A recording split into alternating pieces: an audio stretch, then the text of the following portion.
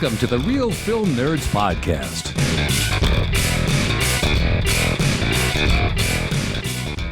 Hello, everyone. For some reason, I feel like I'm seeing double De Niro! Dude, I love it. I can't believe you did it. That was Mike's intro. He suggested it. I did it.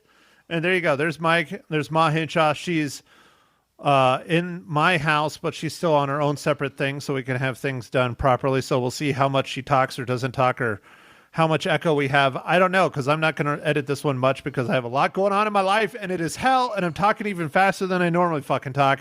There's the first F-bomb. I'm sorry, listeners. Anyways, Real Film Nerds, episode number 416, The Alto Nights, starring Robert De Niro and other people. Who those other people are, who knows? But we weren't watching them. We were watching De Niro. So, as I was saying, with me as always, the now past birthday boy. It was only last week he turned 56. Mysterious Michael Talent. Hey, everybody. Yeah, no, I turned older. It was great. And then his daughter came in and broke all his podcasting stuff. So this probably sounds like crap. Yeah, she grabs the knobs and buttons and flips all the switches. Dude, she can open up bottles. You know the childproof bottles? Yeah, she can do that, and she's 3.5. Mike, if she's already grabbing at knobs at 3.5, you're going to have a hell of a time in high school. Oh, man. Oh, yeah. Yeah, Matt. I remember one of my friends told me the only job I have is to keep her off the pole. Well, which pole? I guess both. Both poles. All right. All right. All right. So, Ma, how are you? Other than driving all day yesterday and then sitting in my house completely and utterly alone, not watching any TV, and it's smelling like farts. And not eating and drinking not eating or drinking is on you. You are an adult. You know where the tap water is. You could have licked some, slurped out of the toilet. True. But, it was a long day. Now it's a long night. Hey, just suffer through this next 3 hours, and then you can have some Costco tacos. Oh, goody. Are we recording? Yeah. Oh, yeah. Yeah. The Costco tacos. See, Mike, I don't know what to tell you. I mean, she doesn't even know that we're recording or not. I know. It doesn't say it on my phone, so what do I know? Hey, so should we broach the biggest topic of the week? What is the biggest topic of the week? So one of my bedrooms, I was going to get LVP put in, but I had already ordered the carpet, and I went back and forth about getting the LVP or the carpet. Yeah. Because as you could tell, in my current living arrangement, my office is empty except for my computer. Mike thinks I'm sitting on a beach, though. But other than my computer, my office is completely empty, and you can hear the echo. And so if you have LVP, then you'll probably have an echo. And so I went with the carpet. So I have my bedrooms being carpet and everything else being LVP. Mike, what is your thoughts? Well, I mean, if you already ordered the LVP, just do LVP. And then you can throw down a rug. No, I already ordered the carpet. And the LVP was installed, and I have extra LVP. Oh. Well, do you have enough? The carpet, yeah, I have so much left over. I have enough to do one of the small bedrooms. Oh, okay. Well, then just put it in one of the bedrooms and throw down a rug. But here's the problem. The carpet is already on its way, so I can't cancel the carpet. The carpet will make the sound better. We have nothing but whatever that is, laminate flooring. And it's so echoey, the whole house. Oh. So I don't know. You might like having carpet in your workroom. And then put down some of that plastic stuff for your chair or something. Well, and here's the good thing about the LVP. I got it from Costco, so I can just take it back. Oh, yeah, okay. Well, I mean, I would have just some boxes. Yeah, I would have just said, why don't you do like a weird feature wall or something, dude? Let's go full HGTV, dude. Oh Jesus! I don't even watch that shit. I think Well, I'm the only you realtor need a in the pop world of that color. doesn't watch that shit. You need to pop a color somewhere. I'm thinking like Magenta. pink. Yeah. Hey, dude, the carpets were pink. You had a pink house. I had pink fucking carpets. What's up with pink? Actually, I it was don't know. mauve. But Yeah. you know what? I have carpet in the back of my truck for my airplanes and stuff. In celebration of the mauve carpet, when I ripped it all out, I cut a chunk out. It's now the back of my truck is pink. Okay. All right. nice. Well, dude, I don't know. I did have a pink house, so I don't know. You did. And I have not seen the new color. So all I envision you is sitting in your pink house Yeah. Well. with Barbie. And Yeah, that's it. I'm just Ken. Yeah. Just Ken. Okay, I'm going to steer us back on the topic because All right, we're all right. way off. Yeah, Okay, Mike, so way, this way week we're off. talking about the Robert De Niro showcase, the Alto Nights. Why don't you break it down? All right, Matt. So this is directed by Barry Levinson, written by Nicholas Pelleggi, starring Robert De Niro, Deborah Messing, Catherine Narducci, Cosmo Jarvis, and two of New York City's most notorious organized crime bosses vie for control of the city streets. Once best friends, petty jealousies, and a series of betrayals set them on a deadly collision course. Okay, so Mom, since you're trying to be quiet, I'm going to make you go first and give us your first opinions or thoughts or whatever the Alto Nights. I liked it. I thought it was very interesting. I don't know if it was all true, but a lot of it I believe was true. And I thought Robert did just a great job. I really thought it was good because he did play both parts. And I think he nailed it, really. I thought it was good. So, and I thought it was interesting, and you wonder what's going to happen and where is this going. And yeah, you find out it was good. But I like the fact that, it was set in, I guess, the late 50s or early 60s. So your generation, when you were alive and you were Yeah. what, 45 then? No, no, not hardly. In, probably college or something. But anyway, yeah, I thought they really, back in that day, we would have small businesses, and a grocery store was a small thing. And then we had a drugstore that was small and it had a soda fountain. We were so excited to go there. And I think they captured that feeling of what it was like back then. Plus, of course, fantastic old cars. I mean, they really had very great old cars, and that's what they looked like, and that's how you could tell how they were really sturdy when you shut the door. Man, you knew it was metal. Bang, Anyway, I liked it. And that's my view. You liked hanging out with the soda jerks?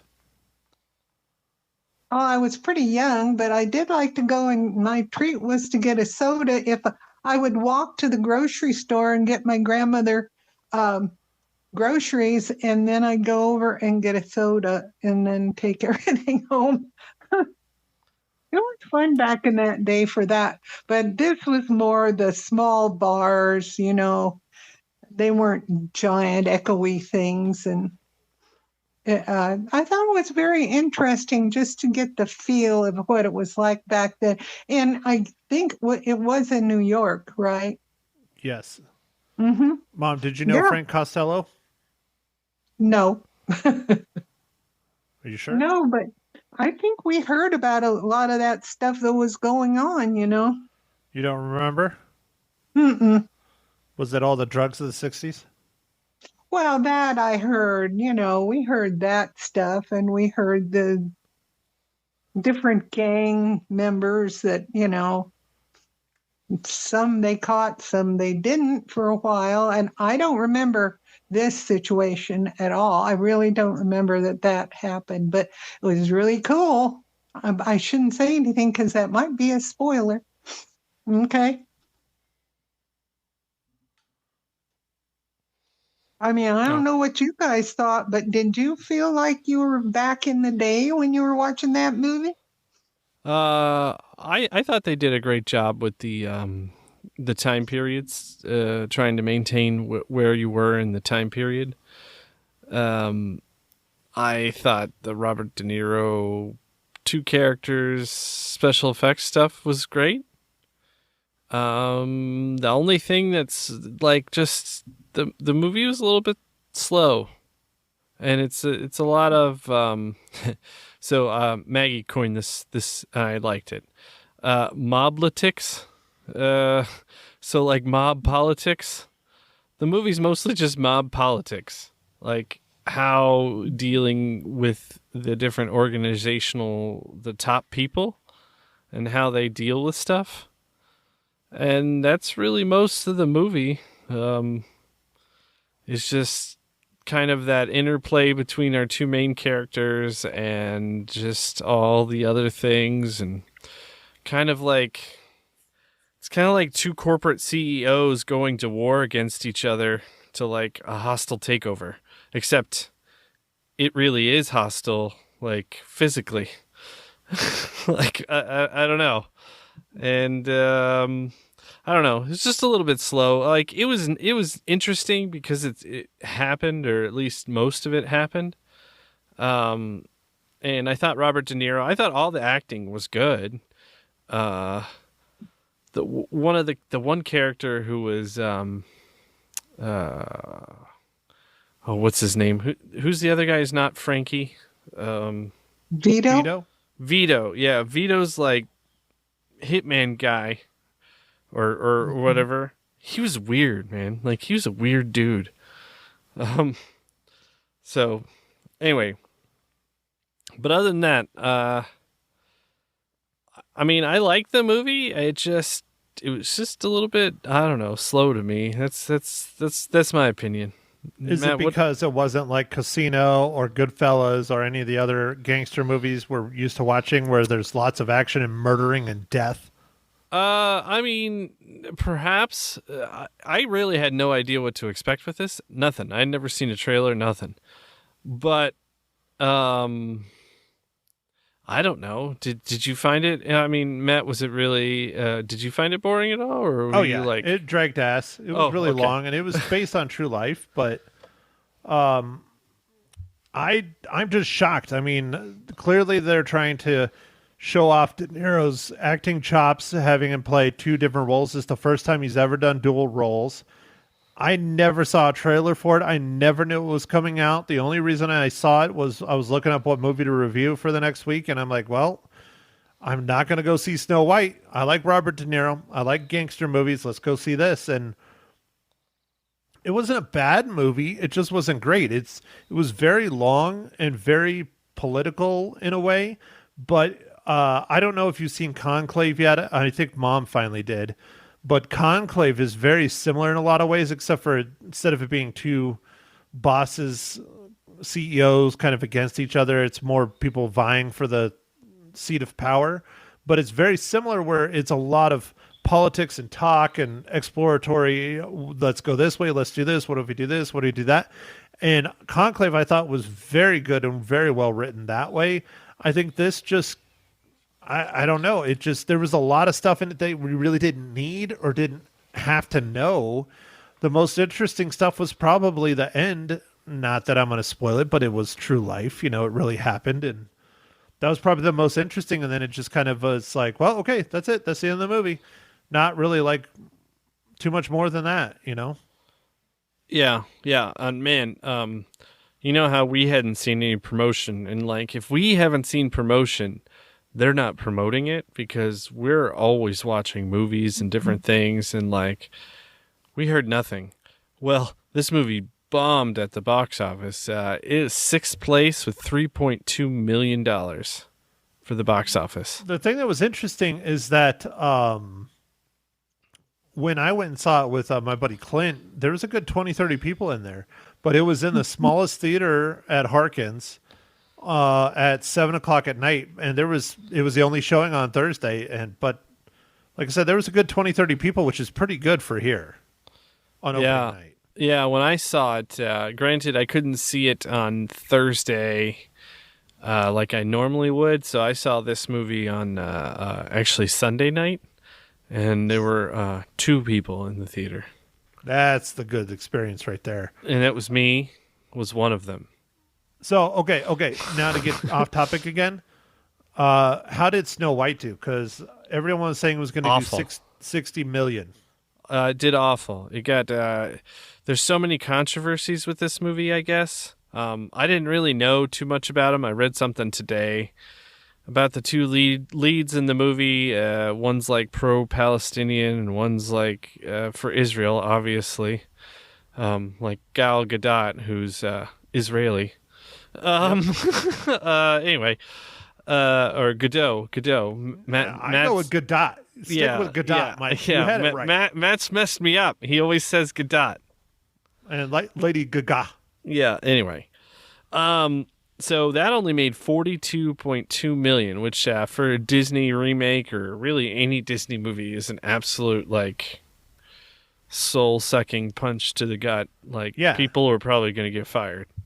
Well, they said that they were expecting at least 60 and it didn't even hit that. So that's really bad. So. Yeah, this weekend though was awful. Like number 2 was Black Bag. It got 4.3 million. Captain America got 4 million. Novocaine 3.7 and Mickey 17 3.7. That's crazy. Those are such low numbers. No one was at the theater this weekend. Well, 0. Mike, do you think next week is going to fix it? Yeah, man. Everyone's going to go see Jason Statham. Oh, spoilers. Now you know what movie we're going to do. What is it? Working Jason Man. Statham's A Working Man. Oh, okay. And guess who wrote it? I don't know. Jason Statham? Nope. Ma? Taken guy? Nope. Ma? I don't know. I have no idea. He's one of your lovers. What? Yep. Not Harrison Ford. He doesn't write things. Nope. I'll give you not a hint. Jason Mimosa. Nope, he doesn't write things either. I'll give you a hint. We just gave away Blu-rays involving him. Gee, that doesn't help me much. Sylvester Stallone. Oh, really? He wrote it? A Working Man? He wrote A Working Man. Yes, it's the second film that Jason Statham has been in that Sylvester Stallone wrote. There's some trivia for you. What was his first one? Oh, it's a little action movie. I don't remember the name of it. I gotta look it up. Homefront. Oh, yeah, okay. Yeah, I watched that one. Yeah, Sylvester Stallone wrote Homefront in 2013. This is his second film starring Jason Statham that he wrote. I wonder if it's because they did those movies together, if they're buddies. Yeah, the Expendables? Yeah, Expendables, yeah. Like, because they're probably buddies now. So he's like, I'll do another one. They've been buddies for a while. I mean, dude, 2013, that was in the heart of the Expendables. That was like, I think, 3 in 2013. 3 or 4. Yeah, okay. Anyways, all this talking, Mike. Oh, it has gotten you thirsty? I'm very parched. Oh, Matt, what are you drinking this fine morning, evening, afternoon? Well, Mike, thank you for asking. Since Ma Hinshaw is in my house and I'm stressed out and I can't handle life to begin with without her being here, and now she's here, Mike, I'm just drinking straight Captain Morgan in a glass. No ice, no water, no nothing. Just straight Morgans. Yeah, just Captain Morgan neat. Neat. It's not neat. It's about to get sloppy. All right. Well, that's fun. I am drinking a New England IPA that is from a brewery called Rock Pit. So, anyway, it's pretty tasty, man. Nice New England IPA. I hadn't had one in a while. New England style. Well, aren't you fancy? So, since Mike's not going to ask it, Ma, what are you partaking on? Actually, I have absolutely nothing here. You're trying to dehydrate me.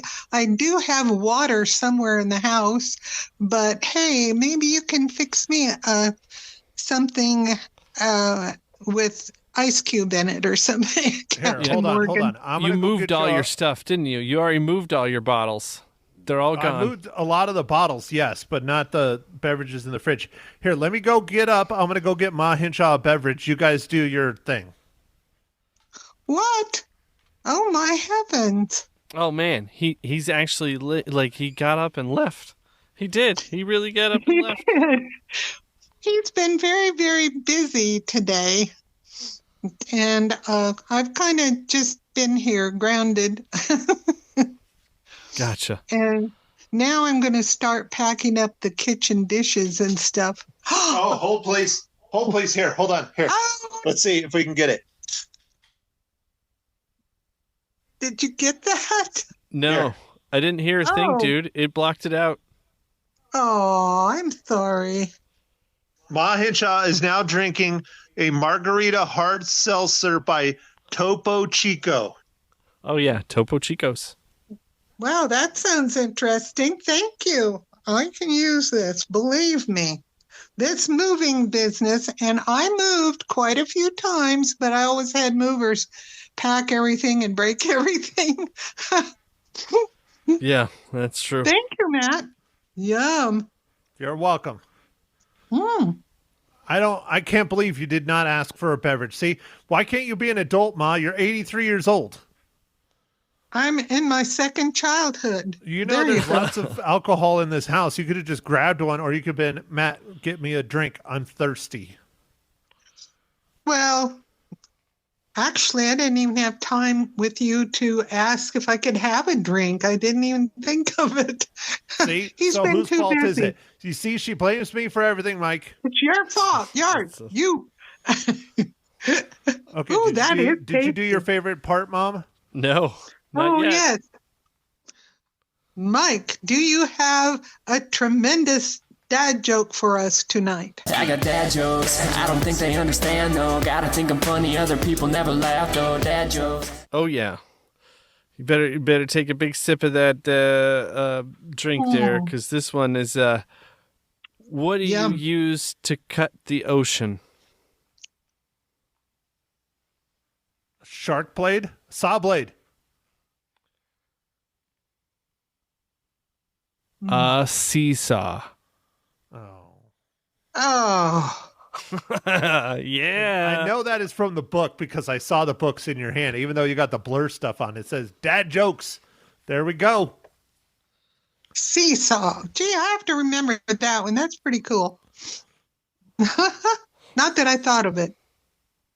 See, look, this is Yeah. why I don't get her a drink, Mike. She's only Yeah. had a couple of sips, and look how crazy she's acting. Yeah. Mags, Oh, no, I've had more than a couple sips. I'm drinking it down. I've been thirsty. Mags told me one today, or this weekend, and she was like, oh, now I'm going to mess it up. What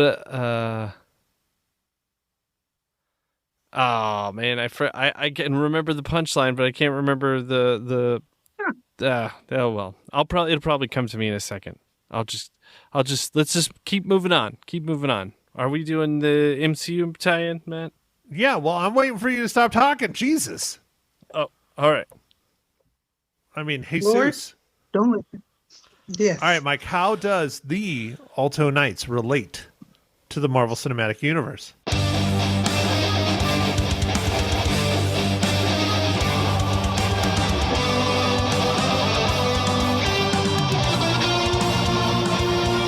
Oh, well, thanks for asking, Matt. So, our cinematographer for the Alto Nights, Dante Spinati, also worked on the Ant-Man and the Wasp as the cinematographer. Look at that. She is chugging that freaking drink. Holy hell. Yeah, man, dude. It's like... You're darn tootin'. Matt, you know you have to take care of the old people. She's in her second childhood. I just don't understand. You need to bring her I stuff. go to work. She knows where the water is. She knows where everything is, and you don't take care of yourself. I drink water, but I'm not going to help myself to your booze. I might get punished. Why would you get punished? I don't know. Maybe you had it can't saved. reach the expensive booze that's up on the top shelf. You're too short. I know I am. Darn it. The Blanton's is up top. Yeah, Matt, you better get ready, dude. You got to crack that open when you get to the new house. Sir, yes, sir. Sir, yes, sir. Okay, so, all right, we're now in the spoiler section. Is there anything to spoil and talk about Alto Nights, or are we just done with this podcast? Because I need tacos. I don't think there's anything really to spoil. Like, it's like historical and stuff. I don't know. It's just two basically mob bosses going to war, but they were really smart about things. I mean, the one guy was just the one boss was just lean toward violence often, but and they also like helped bring about the giant drug trade. But I mean, they had to keep the revenue up. So as things, although I think gambling was fine, I don't know. It was interesting to see the differences of opinion and like how for the 15 years or whatever when the one guy was running everything, it was a lot smoother and like everybody was pretty much happy. You know, everybody paid off everybody and everything was going great. So, all right, I got a question. Do you feel that Robert De Niro was trying to channel Joe Pesci for the Vito character? So why didn't they just hire Joe Pesci? I don't know. You know, if you think of Joe Pesci from Casino and Goodfellas, then yeah, it was a very similar character. How about that? It was similar. I don't know. So why not just hire Joe Pesci? That was my thoughts. I figured it was De Niro trying to do his best Joe Pesci impersonation. Yeah, I mean, I guess it's a similar character, but I mean, I guess that's kind of how that character was, or... Well, that's like how every single mob movie is. You have like the calm, cool, collected guy played by De Niro, and then you have the crazy asshole played by Pesci. Yeah, and their partners. True. I mean, even in My Cousin Vinny. Oh, yeah. It's like that's what he was born to do. I don't know, man. I don't know. All right, I got another question. So me and my buddy Clint were trying to figure this out. Do you think that is a fake nose on De Niro when he's playing Frank Costello? Because that's one massive honker. It probably was. Because we kept trying to figure it out, and it didn't look like it. But I'm like, dude, there's no way that's De Niro's real nose. I mean, that thing was massive. Well, do you know if there was a lot of CGI for when he was playing Vito? Like, because he seemed like he was younger, or was it all just like crap tons of makeup? I don't know. I didn't look. I'm thinking it was a crap ton of makeup. Mm-hmm. I did too. Ma, what? You need to research this, Ma. Research it? They would tell you that it's makeup? Well, they would maybe. say. I'm trying to see if they did the de-aging stuff. Gee, what's that? I need some. Well, it only works for the camera. I'm sorry. Oh, foo. Okay. I'm trying to look it up too, but I can't type anything. I don't know. I like the end where whichever person got them all together to have from all sides of the country, and they meet in this one spot. and they don't think there's something up, There's the biggest spoiler I was trying not to do, but Ma Hinshaw just threw it out there. Hey, I spoil everything. Oh yeah, you do. yeah. I That's why loved feel I like loved that. how he was like, why don't we stop over here? I gotta go pee. Oh, weird. Everybody's getting busted. Yeah. Constantly, he's like, I need some apples.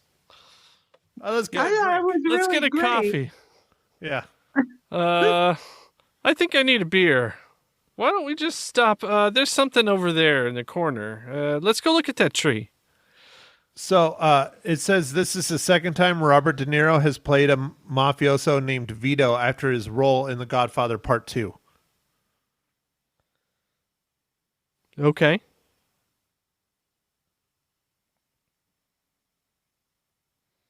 Anyways, all right. Yeah. I don't know. Other than that, I don't know. There's a little bit of romance in this, kind of. I don't know. It was an okay movie. It's not a bad movie. It was just slow, and it was a lot of politics stuff, which is fine, but I don't know. Yeah, no, I didn't say it was bad. It's just, yeah, it's not for everybody. You got to really like gangster movies to enjoy this film. Yeah, and it's always neat to see how people talk to people without talking to people, and the mafia seems to be really good at that. Where they tell you something, but it actually means something else or whatever. Or they don't tell you, so that means to do this thing. It's very interesting. There's just a lot of assumptions by people. Hey, that thing I told you to do, don't worry about that. And they're like, oh yeah, that means I need to worry about that. And you're like, what? I don't know. When he was trying to get the guy to go to Cuba, and there's just, it was interesting because he didn't really tell him why I wanted to go to Cuba, but he had a whole different plan. And I guess it's just looking at different things and getting people to behave in certain ways so you can get, I guess, what your desired result. So he seemed to be really good at that. The boss, Frankie. Not Frankie Lala for everybody, for our just Frankie. Good old Lala. That's a gangster name too. Lala? Oh, I'm sure. It is. Okay. Right, Ma Hinshaw? Well, his grandpa did know certain folks in Chicago. They lived down the street. Oh, yeah. Oh, yeah. No, I mean, Chicago. Mm-hmm. He knows where the bodies are buried. Frankie is Italian. Well, half Italian, half Irish. Anyway. So he's the Irishman. I don't know. Yeah, the Irishman. All right. Yeah. Well, okay. So then, Mike, how many reels do you give the Alto Knights? I'm just gonna give it 2 reels. It's a fine movie, but it's just, I don't know, just something was just a little bit, I don't want to say off with it, but it was just maybe too slow. I don't know, dude. I feel like the slowness bothered me. Wow. Ma Hinshaw? Okay, well, I liked it. Yes, I agree that it had slow parts. I think it was interesting, the relationship between Frankie and his wife, but I'll give it 3.5. 3.5. Yes, I thought it was good. I think maybe us old folks might actually like it because we're slow. I don't know. Anyway, yeah. So you're saying it's a great movie because you slept through it. Got it. I did not sleep through it. Well, I did have 2 snores, but that's it. Okay. See? Just two snores. She's fell asleep twice, Mike. That's what a snore is when you fall Well, I asleep. didn't have any dinner, and I finally broke down and got a movie hot dog, which I usually don't like to do. But after that, I was perky and awake. Well, no wonder you've been on the toilet the whole time you've been here. Oh, I'm not either. Shame. You're the No. one that ate the movie hot dog. Oh, yeah, I did. I was hungry, Then it kind of gave me some zip and energy, and I was able to watch the rest of it. But I thought it was very you were interesting. running to the toilet. Oh, shoosh. I don't run anywhere. All right. What's your So, rating, man? what? What's your rating? Oh, I have to give my rating? Oh, damn it. That's right. I have to do that too. Yeah. I give Alto Nights 3. I thought it was just okay. Okay. It wasn't anything special, but it wasn't a bad movie. The acting was really, really good, almost all around. Cinematography wasn't anything special. Writing wasn't anything special. I mean, if you're a big gangster fan, then I say watch it because you're going to love it, especially if you know the actual history of it. You'll probably really like it. Outside of that, nah. Wait till it comes out on Netflix or, one of the other many streaming services or rent it or whatever. Yeah, it's just... It's not a must-see for me. Yeah, I think it's going to be on the streaming services pretty quickly. So, all right. Well, next week, A Working Man. I will not be seeing it on Thursday. Ma will be seeing it on Thursday and giving her review on Friday on the radio. And I don't know what I'm going to do. I will just say how awesome the baseball game is that I'm going to. Uh-oh. You going to a baseball game? You're allowed to go to baseball? It's opening day, dude. It's the Chicago Cubs versus D-backs. I gotta go. Okay, all right. So, all right. Ma Hinshaw, do you have anything else you would like to add to the podcast? No, except I'm jealous about you going to opening day. It's so cool. You can get tickets and go. Oh, fizzy. No. Anyway. Nope, I have nothing to add. I don't have anything, so I guess I'll take us out of here. Thanks for listening, everybody.